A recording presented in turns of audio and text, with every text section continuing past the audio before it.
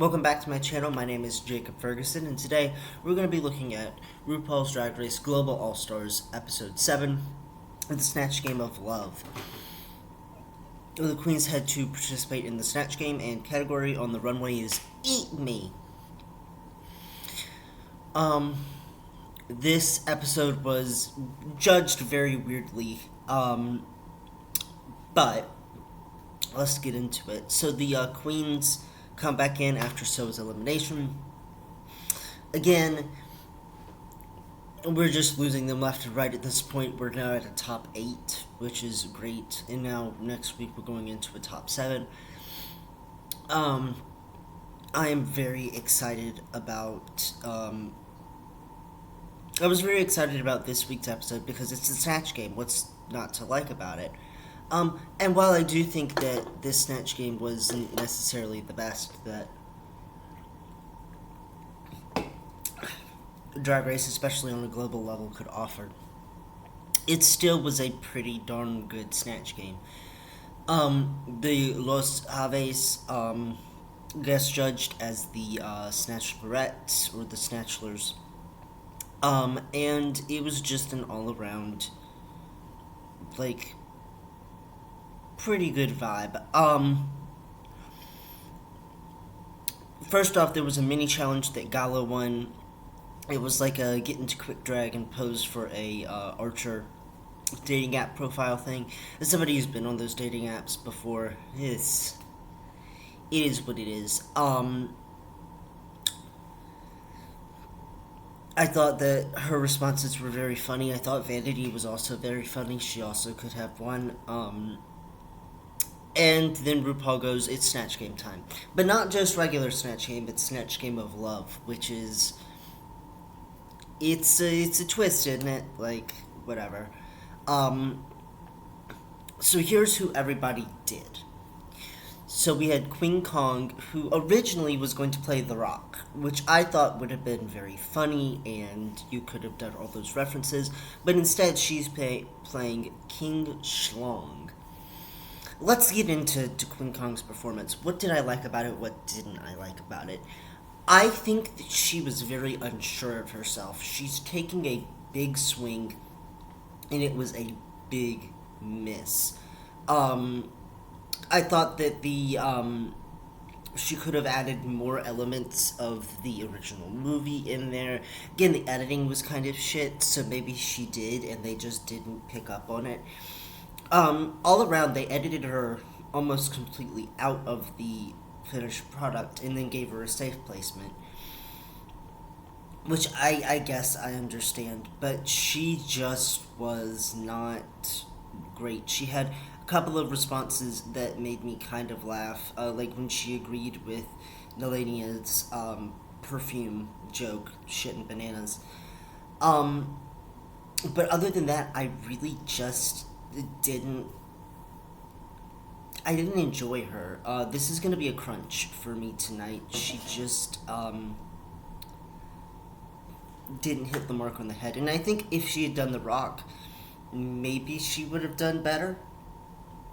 The Rock has so many iconic catchphrases, and she wasn't going to do The Rock as we know him now. She was going to do Turtleneck Rock, which would have been even funnier.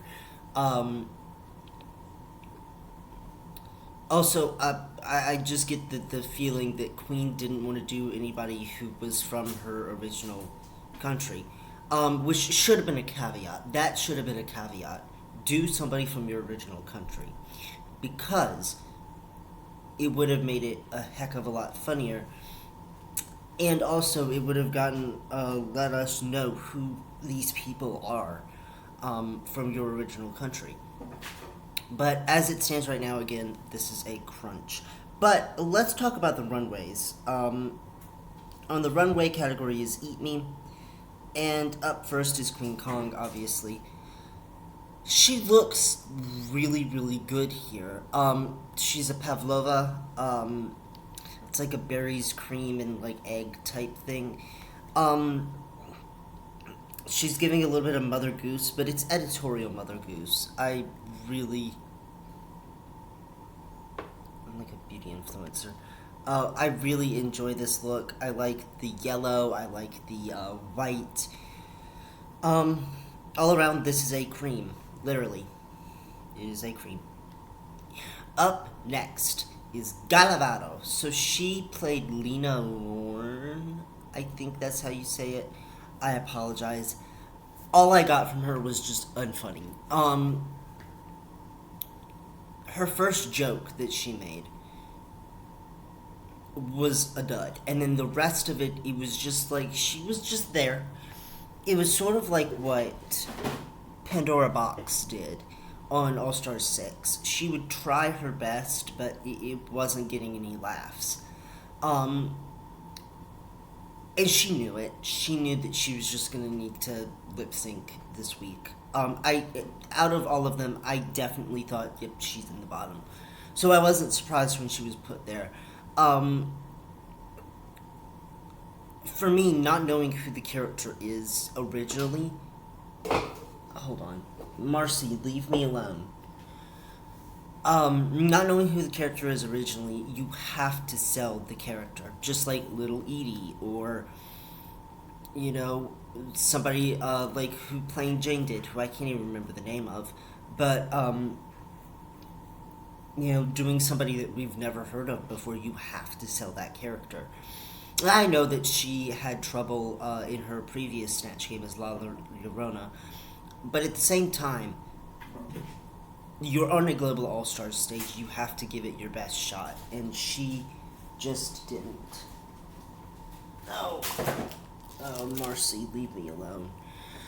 This is a crunch, and on the runway, sadly, she does not make up for it. I will say that this look is very pretty. It's a very pretty look. It's Marie Antoinette. It is cake and candy. It's supposed to be chocolate and candy. I don't get any of the chocolate, and I really don't get any of the candy. It's like, well, she had a look,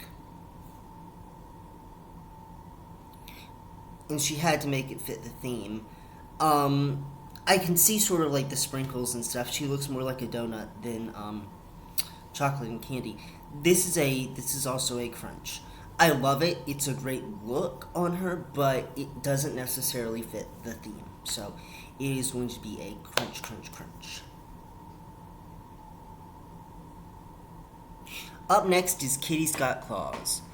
So she did Princess Diana, and I think that she did an okay job. She was very pouty, all of that, just. But when she won the date with one of the Los Aves, with Javier C, I think it was, I was like, why? In my mind, Valentino should have won, who we'll get to next, but why did Kitty win? I liked her performance. It will be a cream. However, I think that there were three others who should have been in the top three that one of them wasn't, and the other two did better than Kitty did. This isn't to say Kitty did horrible. I liked Kitty's portrayal of Princess Diana. I just wish there were more jokes in there. It seemed like they edited her out. Or that her only joke was that she was horny the entire time. Which, trust me, I know horny. I've done horny before, but you gotta have something else. You gotta do something else. And Kitty Scott Claus has already won a challenge here. It would have been a perfect time to give another win to Nelania or Pythia. Because, spoiler alert, she does end up winning. Kitty ends up winning the challenge. I just think that this was just not her challenge to win. However, on the runway, I will say, I was a little confused of this at first. So, a little bit of backstory. Back in 2012, I've been to England. We traveled from London to Wickehole to Cornwall to, I think, back to London. I got to see Wicked there. It was awesome. The second we sat down for breakfast, and we got the full English breakfast, and it said beans, I said, now, Now wait a damn minute. What is this? Because I didn't order this. I ordered grits. Where are my grits? And they were like, beans. And I'm like, fuck. Okay, fine. I love this look for what it represents, for what it stands for, and I think that it looks very good. Um, I wish that there was more food on it, because right now it's just kind of giving like this showgirl aesthetic. But this is the best that Kitty's looked all season, so it is definitely a cream. Up next, let's talk about Nelania. Again, these are really crispy photos. Also, Habien, I know you're watching this, Habien. Um, this look is good. It is a play on cake, but let's talk about Valentino. So, I didn't necessarily know who Valentino was, other than that Valentino was a designer. And Melania sold that to me. She was constantly measuring things. She measured Javier's thing, blood sausage. And it was just very funny. She also used the margarita pizza line in there. You could tell that she's starting to get more comfortable with that. And honestly, Nelania killed it this week. She did great. On the runway, it is also a cream. However, what I will say is that I wish that it was either the color of the thing that they showed, or like that it had more of a food texture to it. Because it looks like she just had a costume and just put a cherry on top of her head. And I know that that's necessarily not the case, but I do enjoy this look. It is very Florence and the Machine. She gets a cream for me. Valentino also is a major cream. She did the Chanel thing where she put like prosthetics on. She was the character. At first I thought she was doing Walter Mercado, but no, she was doing Valentino. Also, the reference to Valentina, her mind, I love her. It is a cream. Up next, we want to talk about sun tanning. It's Miss Vanity Vane serving rotten fish. So I haven't eaten rotten fish. It is one of the only things that I haven't eaten that this runway represents. What I will say is that it looks very beautiful. This runway looks very beautiful.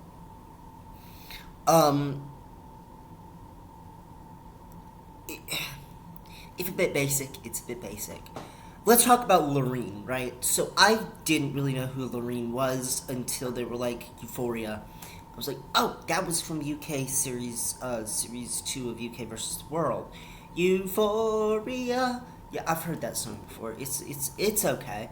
I really like the attempt, but instead of coming across as like Lorene, she came across as a mix between Bjork and the Enchantress from Suicide Squad. She looked like she could fit right at home in Agatha All Along. Which by the way, love Agatha All Along. Love Pink.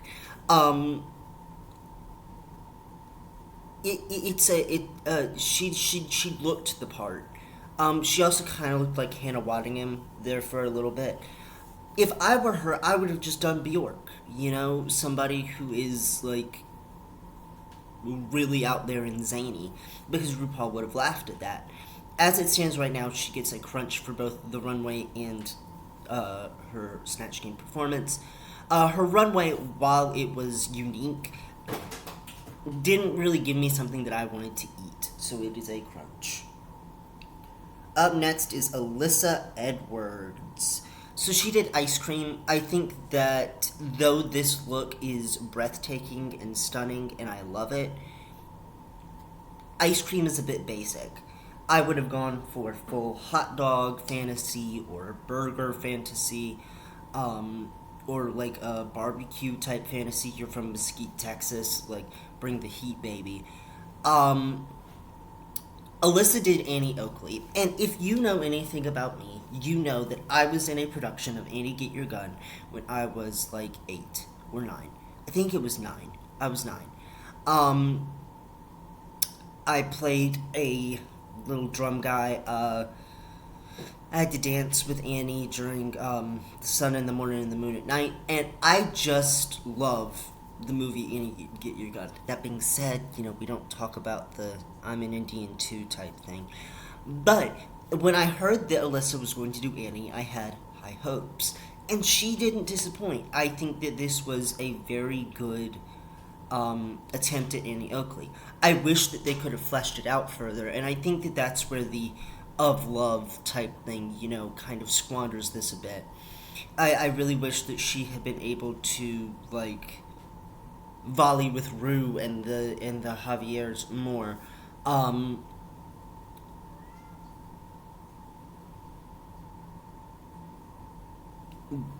but as it stands right now, she still did great. I also love that RuPaul did "You Can't Get a Man with a Gun" as a reference to Annie Get Your Gun. Alyssa kind of didn't take the bait. I don't think that she's ever really seen Annie Get Your Gun. Um, Again, she looked the part. She looked like $1,000,000. Sorry, I had to sneeze. She was really great. I loved her. Definitely more deserving of a top spot than Princess Diana, but again, just looked great. So she gets 2 creams for me because the runway was also very, very good. Up next is Tessa T. She did Swiss cheese.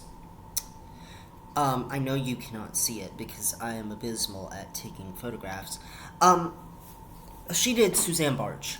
And for those of you who don't know, Suzanne Barge is like a nightlife entertainer. She's like queen of the party. 1 minute. So my cat was able to get on top of my washing machine, so there's that. Suzanne Barge is like Marcy. She's a nightlife entertainer.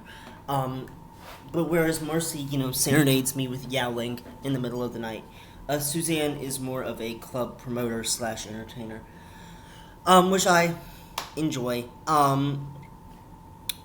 Tessa did not embody this at all. She's one of RuPaul's oldest friends. I thought that it would have been very easy for her to come up with something. 1 minute. I just had to close my door because Marcy is Charlie XCX Brat. She's also in Heat. So there's that. Like, we're getting her fixed next week because she's been through 2 heat cycles. And I know that's a little bit gross, but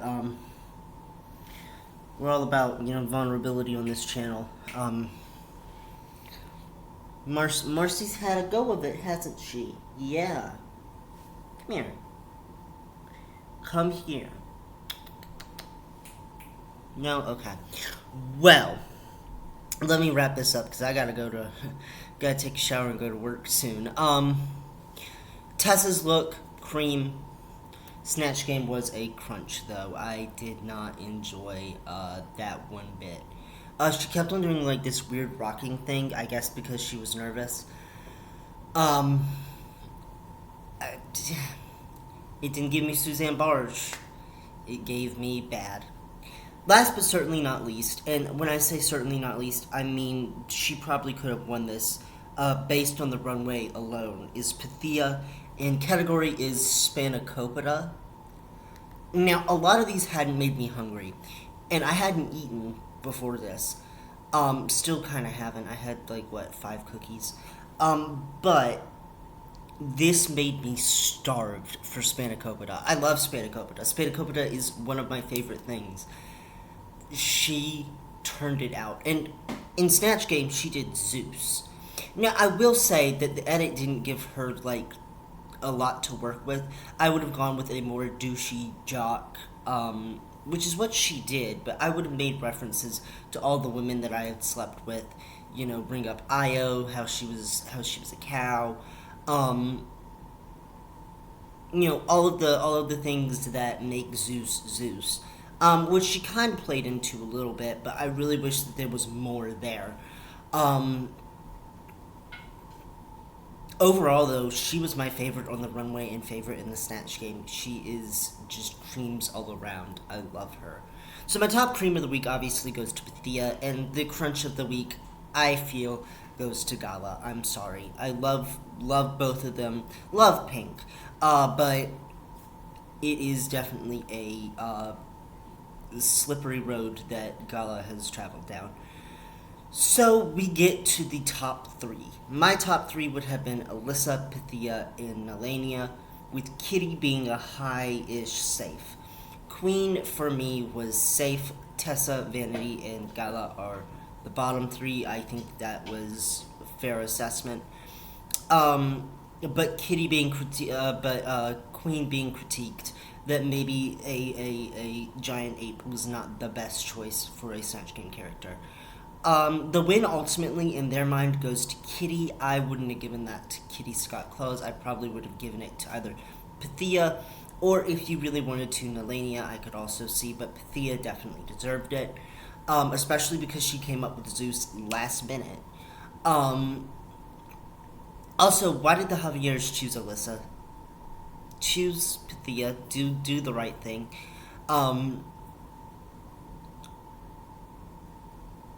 And the bottom three, out of the bottom three, I probably would have saved. Honestly, do a bottom three lip sync. Like, Tessa, because of the runway, was saved. I think that that's a fair assessment. But she did do poorly in the challenge. And the lip sync song. Now, here's the thing. When this lip sync song came out on, I was like, what am I watching? Why am I watching it? And why is it so iconic? Phenomena. Do. Me. No. Oh my god, they're doing Phenomena from the Muppets? From the Muppets. Leave me be, Marcy. You don't know Phenomena like I know Phenomena. From the Muppets. From the fucking Muppets. Why?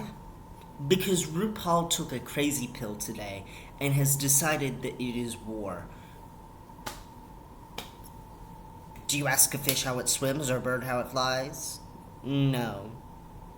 So why are we questioning RuPaul's infinite wisdom of doing Phenomena from the Muppets? So this was an absolute serve tonight in lip sync terms. Because, my God, we've never seen this, nor will we ever see it again on the runway. I will say that Vanity turned it out. She was great. For as little words as there were, she sold every single one of them. Gala, I think, was just done. I think it was time for her to exit.